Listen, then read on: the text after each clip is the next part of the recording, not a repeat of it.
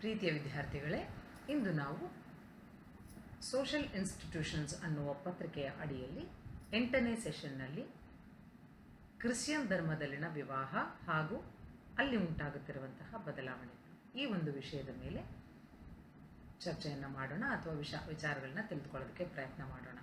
Today in our class we are going to try to understand the marital practices in Christian religion and the dissolution of marriage and few changes that have taken place in the Christian religion.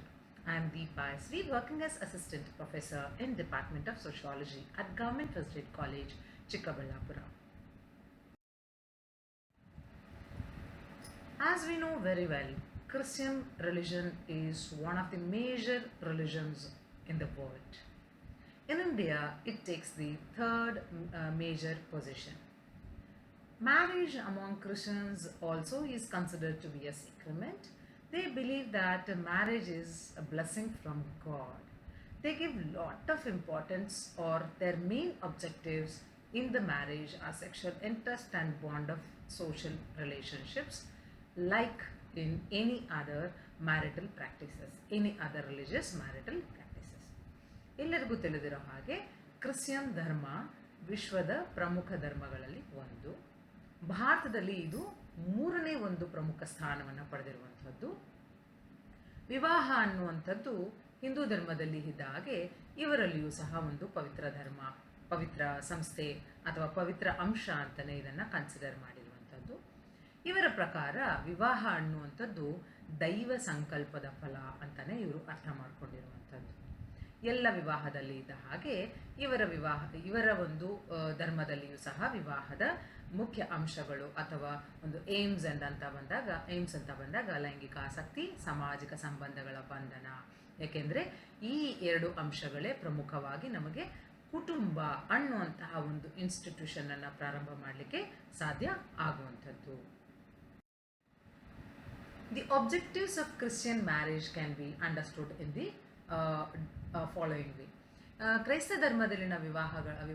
ಧರ್ಮದಲ್ಲಿ ನಡೆಯುವಂಥ ವಿವಾಹದ ಗುರುಗಳು ಯಾವ್ಯಾವು, ಹೇಗೆ ಅನ್ನುವಂಥದ್ದನ್ನು ತಿಳ್ಕೊಳ್ಳೋದೇ ಆದರೆ, ಎಲ್ಲ ಧರ್ಮಗಳಲ್ಲಿರುವಂತೆ ಮೊಟ್ಟ ಮೊದಲ ಒಂದು ಏಮ್ ಅಂತ ಹೇಳಿದ್ರೆ providing the sexual gratification through an approval way, social approval way. ಸಾಮಾಜಿಕವಾಗಿ ಒಪ್ಪಿತವಾದಂತಹ ಸಂಬಂಧಗಳ ಮೂಲಕ ಲೈಂಗಿಕ ಬಯಕೆಗಳನ್ನು ಈಡೇರಿಸುವಂಥದ್ದು ಮೊಟ್ಟ ಮೊದಲ ಆಬ್ಜೆಕ್ಟಿವ್ ಆಗಿರುವಂಥದ್ದು. ಎರಡನೇದಾಗಿ ನಾವು ನೋಡುವಂಥದ್ದು ಪ್ರಜನನ, ಅಂದರೆ ಕುಟುಂಬವನ್ನು ಪ್ರಾರಂಭ ಮಾಡುವಂಥದ್ದು. Establishment of family through offsprings. The coming generation has to be established. Only then the family is going to come into existence. That is the second objective. The third objective that we can see is the stability of marital relationships. ಸ್ಥಿರವಾದಂತಹ ದಾಂಪತ್ಯ ಸಂಬಂಧ. Any marriage for that matter have a stability in the marital relationships. Here also we do say, or we do find the objective as the stability in the marital relationship. ಯಾವುದೇ ಧರ್ಮದಲ್ಲಿ ವಿವಾಹದ ಗುರಿ ಅಂತ ಬಂದಾಗ ಸ್ಥಿರವಾದಂತಹ ದಾಂಪತ್ಯ ಸಂಬಂಧಗಳನ್ನು ಮುಂದುವರಿಸ್ಕೊಂಡು ಹೋಗಬೇಕು ಅನ್ನೋದು ಸಹ ಒಂದು ಆಬ್ಜೆಕ್ಟಿವ್ ಆಗಿರುತ್ತೆ. ಹಾಗೆಯೇ ಕ್ರಿಶ್ಚಿಯನ್ ಧರ್ಮದಲ್ಲಿಯೂ ಸಹ ಸ್ಥಿರವಾದಂತಹ ದಾಂಪತ್ಯ ಸಂಬಂಧವನ್ನು ಮುಂದುವರಿಸ್ಕೊಂಡು ಹೋಗುವಂಥದ್ದು ಒಂದು ಆಬ್ಜೆಕ್ಟಿವ್ ಆಗಿರುವಂಥದ್ದು. ಉತ್ತಮವಾದಂತಹ ಬಾಂಧವ್ಯವನ್ನು ನಡೆಸ್ಕೊಂಡು ಹೋಗುವಂಥದ್ದು. The best relationships have to be continued with all the allied relationship with the marriage. Say for example, when two individuals are getting married, they are going to be tied up with various other relationships. Brother, sister of a boy and a girl are going to get added into another life. So we are going to get more number of relationships. With everyone, they want to establish a best relationship. ವಿವಾಹದ ನಂತರದಲ್ಲಿ ಹುಡುಗ ಆಗಿರ್ಬೋದು ಅಥವಾ ಹುಡುಗಿ ಆಗಿರ್ಬೋದು, ಅನೇಕ ಸಂಬಂಧಗಳಿಗೆ ಅವರು ಒಳಪಡ್ತಾ ಹೋಗ್ತಾರೆ. ಆ ಎಲ್ಲ ಸಂಬಂಧಗಳ ಜೊತೆಗೆ ಉತ್ತಮವಾದಂತಹ ಬಾಂಧವ್ಯವನ್ನು ಬೆಳೆಸ್ಕೊಂಡು ಹೋಗುವಂಥದ್ದು ಮುಂದಿನ ಒಂದು ಆಬ್ಜೆಕ್ಟಿವ್ ಆಗಿರುವಂಥದ್ದು. ಮ್ಯೂಚುವಲ್ ಲವ್ ಆ್ಯಂಡ್ ಕೋಆಪರೇಷನ್, ಪ್ರೀತಿಯನ್ನು ಬೆಸೆಯುವಿಕೆ ಅನ್ನುವಂಥದ್ದು ಮತ್ತೊಂದು ಆಬ್ಜೆಕ್ಟಿವ್ ನಾವು ಇಲ್ಲಿ ಕ್ರಿಶ್ಚಿಯನ್ ವಿವಾಹದಲ್ಲಿ ಕಾಣುವಂಥದ್ದು. Any relationship for that matter will have a mutual love and cooperation. here in marriage this is most important because this is going to be the lifelong relationship. What are the rules of marriages among Christians? ಈ ಕ್ರೈಸ್ತ ಧರ್ಮದಲ್ಲಿ ನಾವು ಕೆಲವೊಂದಷ್ಟು ನಿಯಮಗಳನ್ನು ಕಾಣ್ತೇವೆ ವಿವಾಹ ಆಗಬೇಕು ಅಂತ ಹೇಳಿದ್ರೆ. ಆ ನಿಯಮಗಳು ಯಾವ್ದ್ಯಾವುದು ಅನ್ನುವಂಥದ್ದು ಬಂದಾಗ, ಚರ್ಚಿನಲ್ಲೇ ವಿವಾಹ ನಡೆಯಬೇಕು, ಅದಕ್ಕೋಸ್ಕರವಾಗಿ ಚರ್ಚಿನಲ್ಲಿ ಸದಸ್ಯತ್ವವನ್ನು ಖಂಡಿತ ಪಡೆದಿರಬೇಕು. So marriage has to take place in church only. That is the reason why we should have membership in church compulsorily. Only if you have a membership, then you can carry out the marriage as a ceremony in the church. And then prior to marriage, 3 weeks earlier only, we have to put the application form for the marriage, and then only after the acceptance the marriage can take place. ನಂತರದಲ್ಲಿ ನಾವು ನೋಡುವಂಥದ್ದು, there is a freedom in selection of life partner. ಸಂಗಾತಿಯ ಆಯ್ಕೆಯಲ್ಲಿ ಸ್ವತಂತ್ರ ಇರುವಂಥದ್ದು. ಬೇರೆ ಒಂದು ಧರ್ಮದಲ್ಲಿ ಈ ಒಂದು ಅಂಶವನ್ನು ನಾವು ಹೆಚ್ಚಾಗಿ ಕಾಣೋದಿಲ್ಲ. ಅಂದರೆ ಟ್ರೆಡಿಷನಲ್ ಮ್ಯಾರೇಜ್ನಲ್ಲಿ ಕಾಣೋದಿಲ್ಲ. ಇತ್ತೀಚಿನ ಮಾಡರ್ನ್ ಡೇಸ್ನಲ್ಲಿ ಆಗಿರುವಂತಹ ಬದಲಾವಣೆಗಳಲ್ಲಿ ಈ ಬದಲಾವಣೆ ಸೇರಿಕೊಂಡಿದೆ. ಬಟ್ ಆದರೆ ಕ್ರಿಶ್ಚಿಯನ್ ಧರ್ಮದಲ್ಲಿ ಇದು ಮೊದಲಿನಿಂದಲೂ ಸಹ ಸಂಗಾತಿಯನ್ನು ಆಯ್ಕೆ ಮಾಡಿಕೊಳ್ಳುವಂಥ ಸ್ವತಂತ್ರ ಹುಡುಗ ಮತ್ತು ಹುಡುಗಿಗೆ ಇಬ್ಬರಿಗೆ ಮೊದಲಿನಿಂದಲೂ ಇರುವಂಥದ್ದು. And there is no pressure for marriage among Christians. ಕ್ರೈಸ್ತ ಧರ್ಮದಲ್ಲಿ ನಾವು ವಿವಾಹ ಆಗಲೇಬೇಕು ಅನ್ನುವಂತಹ ಒತ್ತಡವನ್ನು ನಾವು ಇಲ್ಲಿ ಕಾಣೋದಿಲ್ಲ. And there is a concept of dating. Concept of dating is existing in order to have a mutual understanding in a better manner, because after marriage you are locked for entire life. That is the reason why we should know each other. There is a concept of dating among Christians.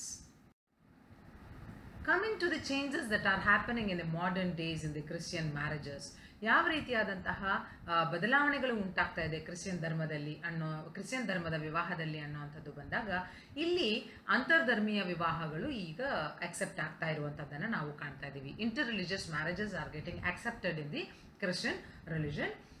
earlier we used to have a endogamy practice, even here also ಒಳಬಾಂಧವ್ಯ ವಿವಾಹ ಅನ್ನುವಂಥದ್ದು Christian ಧರ್ಮದಲ್ಲೂ ಸಹ ಹೆಚ್ಚಾಗಿ ಇತ್ತು. But ಆದರೆ ಇಂದು ಅದರಲ್ಲಿ ಸ್ವಲ್ಪ ಸಡಿಲತೆ ಅನ್ನುವಂಥದ್ದನ್ನು ನಾವು ಕಾಣ್ತಾ ಇದ್ದೀವಿ. ಒಳಬಾಂಧವ್ಯ ವಿವಾಹ ಅನ್ನುವಂಥದ್ದು ತನ್ನ ಹಿಡಿತವನ್ನು ಕಳೆದುಕೊಳ್ತಾ ಇದೆ. ಉಪಗುಂಪುಗಳ ನಡುವೆ ಸಹ ವಿವಾಹವಾಗ್ತಾ ಇದೆ ಕ್ರಿಶ್ಚಿಯನ್ ಧರ್ಮದಲ್ಲಿಯೂ ಸಹ ಅನ್ನುವಂಥದ್ದನ್ನು ನಾವು ಇಲ್ಲಿ ಕಾಣ್ತಾ ಬರ್ಬೋದು. The third change that we are witnessing is, there was no concept of dowry as such, but then here also in some cases the concept of dowry is appearing. Further, continually we can see that there is a increase in the rate of divorce.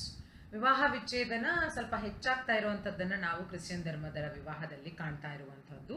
ಇದು ಸ್ವಲ್ಪ ಸ್ವತಂತ್ರ ಇರೋದಕ್ಕೆ ಇರ್ಬೋದಾ ಅಥವಾ ಯಾವ ಯಾವ ಕಾರಣಗಳಿಗೆ ಅನ್ನುವಂಥದ್ದು ನಾವು ಹೆಚ್ಚು ಹೆಚ್ಚು ಚರ್ಚೆ ಮಾಡಿದಾಗ ಅಲ್ಲಿ ತಿಳ್ಕೊಳ್ಳೋದಕ್ಕೆ ಪ್ರಯತ್ನವನ್ನು ಮಾಡ್ತಾ ಹೋಗ್ಬೋದು. ನಂತರದಲ್ಲಿ ಇತ್ತೀಚಿನ ದಿನಗಳಲ್ಲಿ ವಿವಾಹ ಅನ್ನುವಂತಹ ಸಮಾರಂಭ ಚರ್ಚಿನ ಹೊರಗೆ ಸಹ ಆಗ್ತಾ ಇರುವಂಥದ್ದನ್ನು ನಾವು ಕಾಣ್ತಾ ಇದ್ದೀವಿ. Because as we discussed earlier, theme based marriages ಎಲ್ಲ ಆಗ್ತಾ ಇದೆ ಅಂತ ಬಂದಾಗ ನಾವು ಇಲ್ಲಿ ತಿಳ್ಕೊಳ್ಳೋದೇನು ಅಂತ ಹೇಳಿದ್ರೆ, ರೆಸಾರ್ಟ್ಗಳಲ್ಲಿ, ಆಮೇಲೆ ತುಂಬ ಬಡತನದಿಂದ ಬಂದಂತಹ ಕುಟುಂಬಗಳು ಮನೆಯ ಹತ್ರನೇ ವಿವಾಹವನ್ನು ಮಾಡಿಕೊಳ್ಳುವಂಥದ್ದು, ಈ ಥರದ ಅನೇಕ ವಿವಾಹಗಳು ನಡೀತಾ ಇರುವಂಥದ್ದು. But then after this kind of marriages, they have to get an approval from the church. That is more important in the Christian religion. ಮತಾಂತರದ ವಿವಾಹಗಳು ಸಹ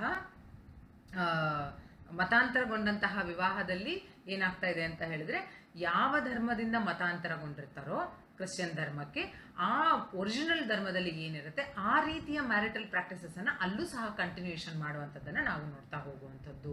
ಈಗ ಉದಾಹರಣೆಗೆ ನಾವು ನೋಡೋದೇ ಆದರೆ, ಯಾವುದೇ ಒಂದು ಸ್ಟೇಟ್ನಲ್ಲಿ ಆಗಿರಬಹುದು, ಬೇರೆ ಧರ್ಮದಿಂದ ಅಂದರೆ ಹೆಚ್ಚಾಗಿ ಹಿಂದೂ ಧರ್ಮದಿಂದ ಕ್ರೈಸ್ತ ಧರ್ಮಕ್ಕೆ ವಿವಾಹಗೊಂಡಂತಹ ಸಂದರ್ಭದಲ್ಲಿ ಅವರು ತಾಳಿಯನ್ನು ಧರಿಸುವಂಥದ್ದನ್ನು ನಾವು ನೋಡ್ತಾ ಇದ್ದೀವಿ.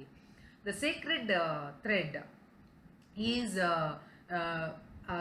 not appearing in the Christian religion as such, but then in the converted Christians we are finding they are wearing the sacred thread as well.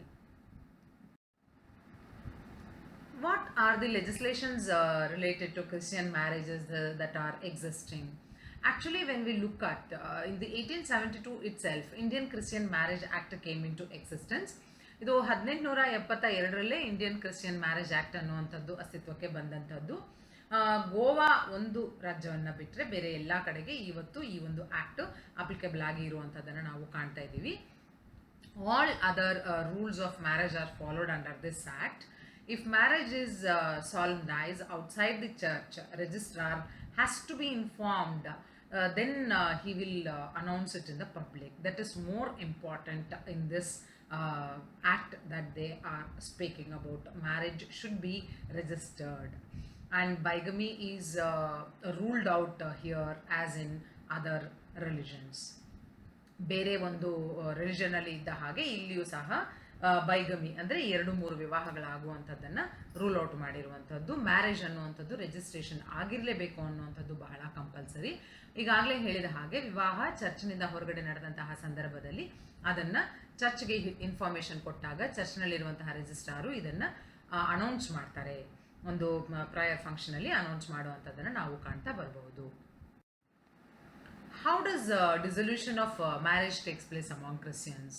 ಯಾವ ರೀತಿಯಾಗಿ ವಿವಾಹ ರದ್ದಾಗುವಂಥದ್ದು ಅಥವಾ ಡಿವೋರ್ಸನ್ನು ತೆಗೆದುಕೊಳ್ಳುವಂಥದ್ದು ನಡೆಯುತ್ತೆ ಕ್ರಿಶ್ಚಿಯನ್ ಧರ್ಮದಲ್ಲಿ ಅನ್ನುವಂಥದ್ದು ಬಂದಾಗ, we have 2 major acts related to marriage for Christians.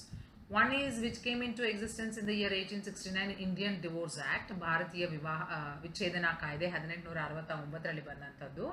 ಎರಡನೇದು Christian marriage and divorce act of 1957, 1957ರಲ್ಲಿ ಬಂದಂತಹ ಕ್ರಿಶ್ಚಿಯನ್ ವಿವಾಹ ಮತ್ತು ವಿಚ್ಛೇದನ ಕಾಯ್ದೆ ಅನ್ನುವಂಥದ್ದು.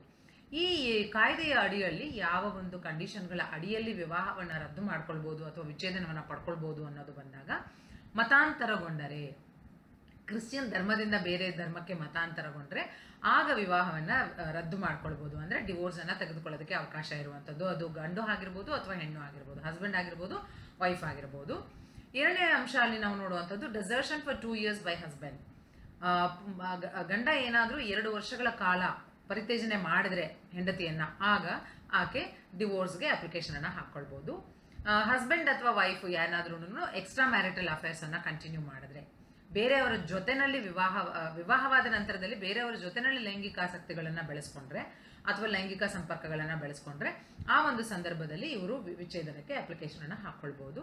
Immoral behaviour by the husband, ಅನೈತಿಕವಾದಂತಹ, ಮಾರಲ್ ಆಗಿ ಇಲ್ಲದಲೇ ಇರುವಂತಹ, ನೈತಿಕವಲ್ಲದ ವರ್ತನೆಯನ್ನು ಹಸ್ಬೆಂಡ್ ಏನಾದರೂ ತೋರ್ಪಡಿಸಿದ್ದೆ ಆದಲ್ಲಿ ಆಗಲೂ ಸಹ ಅಲ್ಲಿ ವಿಚ್ಛೇದನವನ್ನು ತೆಗೆದುಕೊಳ್ಳೋದಕ್ಕೆ ಅವಕಾಶ ಇರುವಂಥದ್ದು. After marriage, if wife doesn't want to get involved with the husband for the sexual relationships, and if the husband forces for sexual relationship, she definitely can go for a divorce. ಲೈಂಗಿಕ ಆಸಕ್ತಿ ಇಲ್ಲದೆ ಹೋದಂತಹ ಸಂದರ್ಭದಲ್ಲಿ, ಯಾವುದೇ ಸಂದರ್ಭದಲ್ಲಿ husband ವೈಫ್ಗೆ force ಮಾಡಿದ್ದೆ ಆದಲ್ಲಿ ಅಲ್ಲಿ ಆಕೆ ವಿವಾಹಕ್ಕೆ ಏನು ವಿಚ್ಛೇದನವನ್ನು ಪಡೆದುಕೊಳ್ಳೋದಕ್ಕೆ, ವಿವಾಹವನ್ನು ಮುರಿದು ಹಾಕೋದಕ್ಕೆ ಅವಕಾಶಗಳನ್ನು ಆಕೆಗೆ ಹೊಂದಿರುವಂಥದ್ದನ್ನು ನಾವು ಕಾಣ್ತಾ ಬರ್ತೇವೆ. Dear students, this is all about the Christian marriage among Christians, and then how the changing trends are taking place. In the next class, we shall talk about one more concept related to marriage. Thank you.